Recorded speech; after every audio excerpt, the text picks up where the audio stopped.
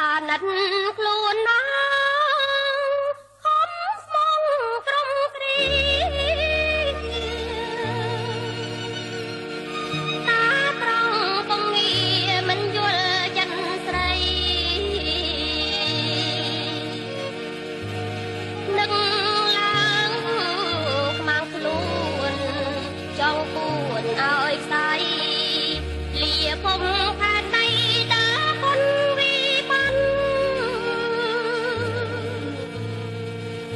បើកភ្នែករកម្ដា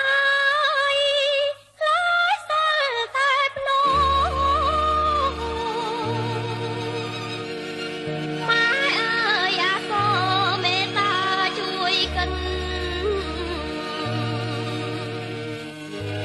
ទៅពងញាតស្អប់មកភ័ព្វជីវិត